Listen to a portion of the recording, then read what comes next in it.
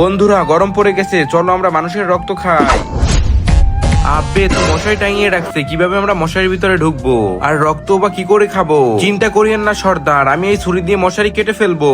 আচ্ছা ঠিক আছে, তাহলে তুই যা। ইয়া আব্বে এটা কি হলো? জানি না, চল আমরা এখান থেকে ভাগি, না হয় আমরাও মারা পড়বো। আব্বে সালা এনিও তো মশারি টাঙিয়ে রাখছে, যাও তুমি আমার জন্য মশারি কেটে রাস্তা বানাও। আচ্ছা ঠিক আছে। আব্বে সালা মানুষ এগুলো কি করে রাখছে? মশারি ছুলি তো আমরা মরে যাচ্ছি। জানি না, চলেন সর্দার আমরা অন্য কোথাও যাই। আব্বে সালা এও তো মশারি টাঙিয়ে রাখছে, তুই যা আমার জন্য রাস্তা বানা। না আমি পারবো না, আমি গেলে যদি মারা পড়ে যাই তাহলে কি হবে? আমরা তো না খেয়ে মারা যাব। সর্দার রাস্তা বানানোর জন্য আমার কাছে একটি বুদ্ধি আছে, আমি আসতেছি। আমি রাস্তা বাহির করতেছি। তার আগে তুমি যদি এই শয়তানের ছবিটিকে ঘৃণা করো এবং তুমি যদি এই ছবিটিকে মন থেকে ভালোবাসো, তাহলে ভিডিওতে লাইক দিয়ে চ্যানেলটি সাবস্ক্রাইব করে দিবা। আর যদি লাইক সাবস্ক্রাইব না করো, তাহলে আমি ভেবে নিব তুমি শয়তানকেই ভালোবাসো। আর আমি আশা করি তুমি লাইক সাবস্ক্রাইব করে দিছো।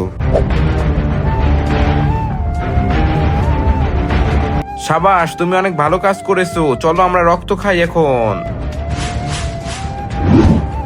দাঁড়াও, আমি তোমাদের সর্দার, আমি আগে রক্ত খাবো। যাই আমি রক্ত খেয়ে আসি। আও কি মিষ্টি রক্ত, আমি এর আগে এত মিষ্টি রক্ত খাইনি। কিন্তু সর্দার এর রক্ত এত মিষ্টি হলো কিভাবে? মিষ্টি মানুষের রক্ত তো মিষ্টিই হবে, দেখতে হবে না কে আমি।